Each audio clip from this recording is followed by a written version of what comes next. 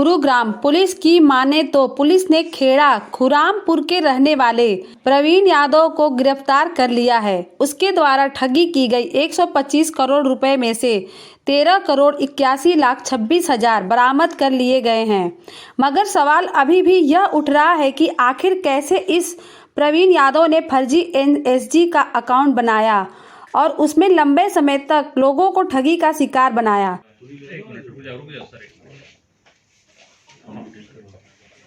जी sir, ये दिनांक 8 जनवरी 2022 को एक मिस्टर नारायण दास ईसरानी जी ने एक कंप्लेंट दर्ज कराई थी कि एक प्रवीण यादव नाम का व्यक्ति जो मानेसर की एनएसजी कम्प्लेक्स में अपने आप को आईपीएस ऑफिसर बताता था और वहाँ पे हमारे को काफ़ी लंबे चौड़े टेंडर देने के लालच में और उन्होंने हमें झूठे उसके अलॉटमेंट लेटर दे के और हमारे से 65 करोड़ रुपए अपने अकाउंट में ले लिए अर्नेस्ट मनी के नाम पे।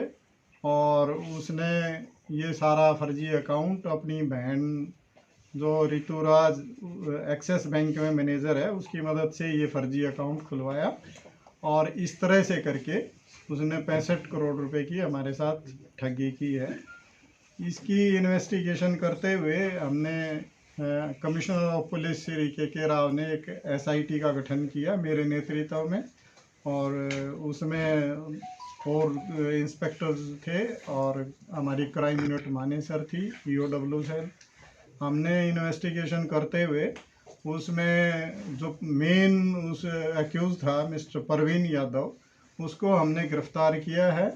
उसकी बहन जो ऋतुराज जो एक्सिस बैंक में मैनेजर थी उसको भी हमने गिरफ्तार किया है और उसकी मिसेज जो ममता यादव है उसको भी गिरफ्तार किया है। और इसमें एक दिनेश नाम का व्यक्ति जिसने उसकी इंट्रोडक्शन करवाई थी और उसने ये साजिश रच के उसके साथ मिलके ये काम करने में उसकी मदद की थी उसको भी गिरफ्तार किया है। हमने इसकी गिरफ्तारी के बाद इससे 13 करोड़ 81 लाख रुपए नगद बरामद किए हैं और आज हम इसको कोर्ट में प्रोड्यूस करके और आगे पुलिस रिमांड सीख कर रहे हैं। इस संबंध में और भी 3 एफआईआरें दर्ज हुई हैं जो एक मिस्टर देवेंद्र यादव ने और एक मिसेज जैन ने दर्ज करवाई हैं। उनकी भी इन्वेस्टिगेशन की जा रही है और टोटल मिला के 125 करोड़ के करीब का ये एलिगेशन है कि इसने गबन किया था जिसकी हम जांच कर रहे हैं और उसके सारे तथ्य को जुटा के और हम इसमें आगे की इन्वेस्टिगेशन करते जा रहे हैं। सर क्या हैदराबाद या कहीं और कोई ऐसा कैंपस बनाने की बात भी इन्होंने कही थी? अभी इन्वेस्टिगेशन में ये भी सामने आया है, पहले तो सारा यहीं की बात थी लेकिन अब लास्ट में इसने कुछ लोगों को ये भी कहा था कि हमारा हैदराबाद में कम्प्लेक्स है वहाँ पे भी काम करवाना है और उसी बात पे उनको शक हुआ। उन्होंने पता कराया कि वहाँ पे कोई काम होना है या नहीं, इस बात को ही लेके उनको शक हुआ और उन्होंने पुलिस में कंप्लेंट। इनसे कुछ गाड़ियाँ भी बरामद की हैं सर? हाँ, ये काफ़ी लग्जरी गाड़ियाँ रखता था और उनमें से 4 गाड़ियाँ हमने बरामद की हैं और कुछ और गाड़ियाँ भी हम बरामद करने जा रहे हैं।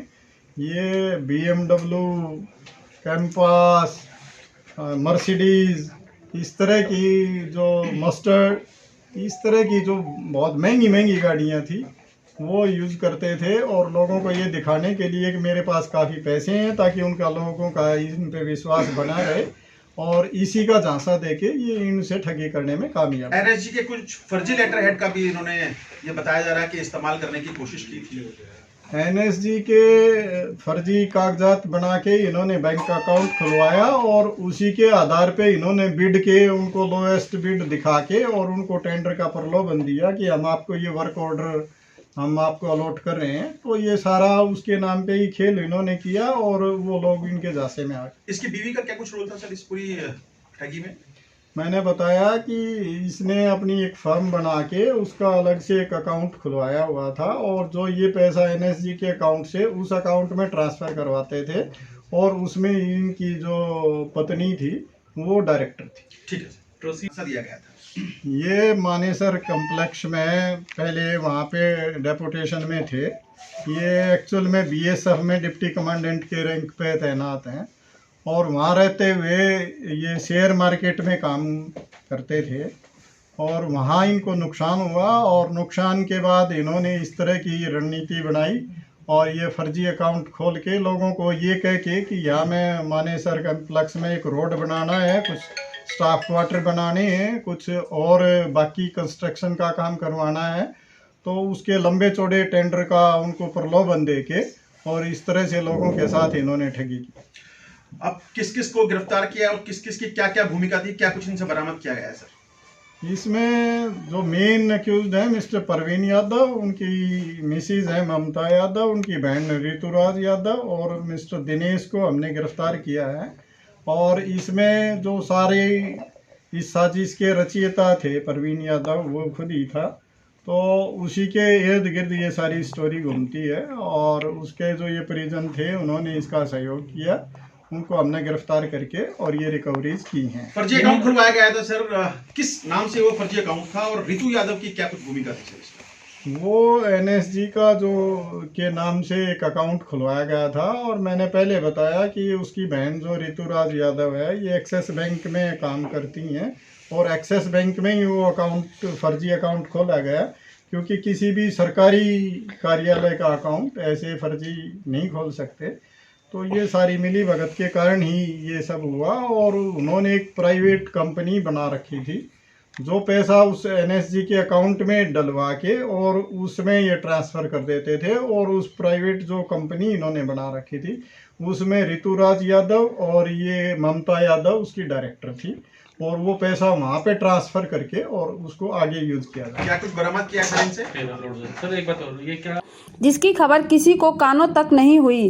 फिलहाल पुलिस ने इस मामले में 4 आरोपियों को गिरफ्तार कर लिया है और उन्हें जिला अदालत में पेश कर अदालत से इनका रिमांड मांगेगी, ताकि इनसे और भी तरीके खुलासे हो सकें और पैसे भी बरामद किए जा सके। गुरुग्राम पुलिस की माने तो पुलिस ने खेड़ा खुरामपुर के रहने वाले प्रवीण यादव को गिरफ्तार कर लिया है। उसके द्वारा ठगी की गई 125 करोड़ रुपए में से 13 करोड़ 81,26,000 बरामद कर लिए गए हैं। मगर सवाल अभी भी यह उठ रहा है कि आखिर कैसे इस प्रवीण यादव ने फर्जी एनएसजी का अकाउंट बनाया और उसमें लंबे समय तक लोगों को ठगी का शिकार बनाया, जिसकी खबर किसी को कानों तक नहीं हुई।